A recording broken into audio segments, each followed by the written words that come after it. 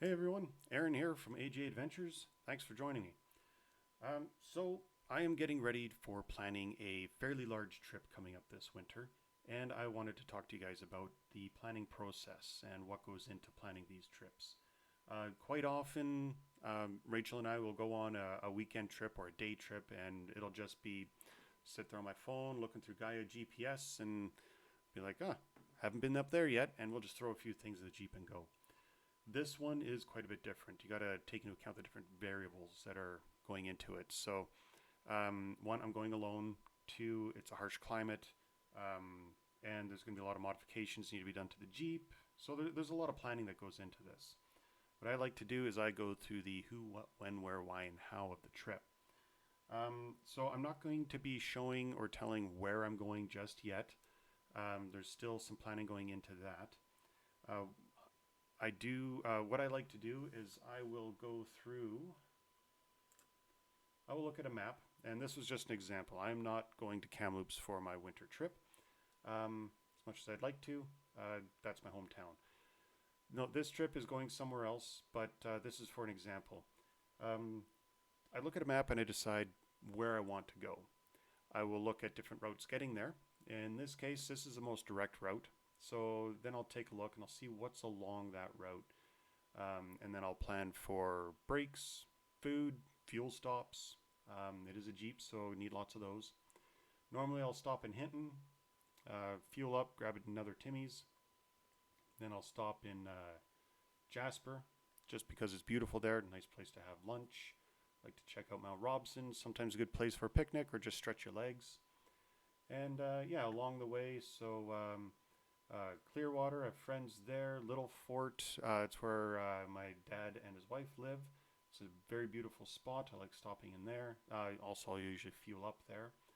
And Kamloops, and that's where my mom lives. I have friends from high school and the great people that live there.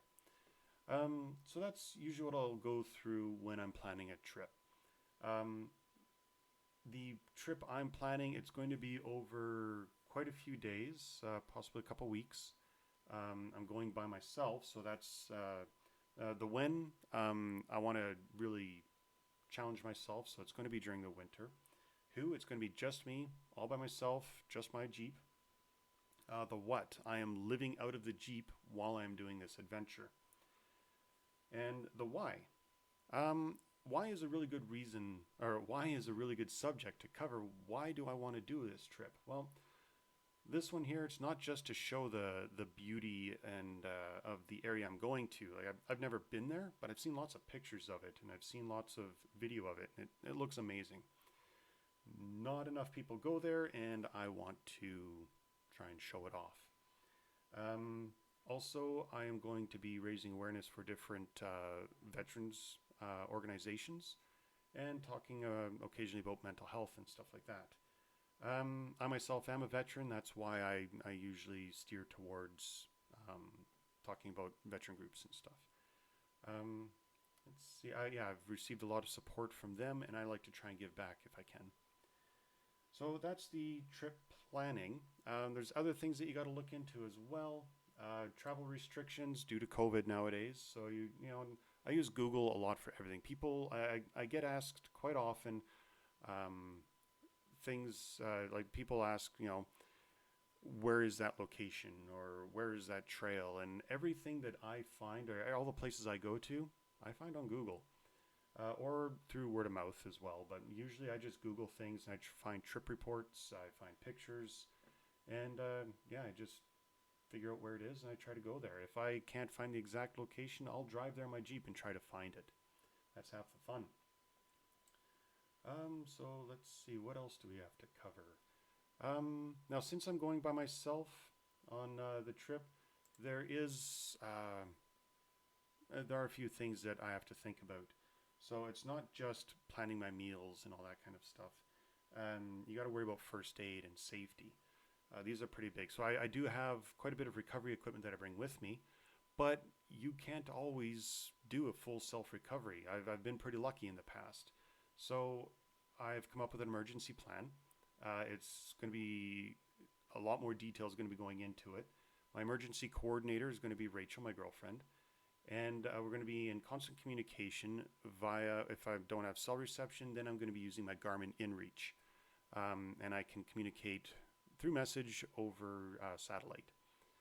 She can message me, I can message back, and people will be able to follow along live update because it'll be posting my location during the trip. I do carry a first aid kit, and I am first aid trained. That is also very important. And for wilderness protection, the places I'm going to are pretty remote. I didn't even think about it till talking to my parents about the trip, and my mom brought up that I should be really careful with wildlife and predators and things like that. So I did apply for my permit to carry. It's very difficult to get that in Canada. So if I'm not able to, then I will be leaving my handgun at home, and I'll probably just maybe pick up a mare's leg or something like that. I prefer not to bring my big bulky rifle. It's not a lot of room in the Jeep. And when I am cross-country skiing or snowshoeing or any of that kind of stuff, then it's it's extra weight that I would have to carry. Yeah. What else? That's it for planning. I'm going to talk about for now. For the Jeep itself, it needs quite a few modifications, and I will be doing videos on the process for that. So I'm going to have to work on the suspension, the tires. Going to have to go through maintenance on it, just checking the oil and all that kind of stuff. The drivetrain is pretty solid now. The interior though is going to need a lot of work, so I'm planning on removing the passenger seat in the front, the rear seats in the back. I am going to be doing a bed frame in there, and I'm going to have my cooking area, my charging area for all of my camera equipment. I found a toilet that I'm going to be installing.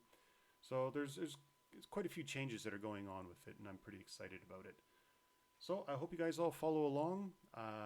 If you have any questions, please post them. And feel free to email me. And my email is up on the YouTube channel. And subscribe, like, all that kind of stuff. I look forward to hearing back from all of you. And see you on the trail.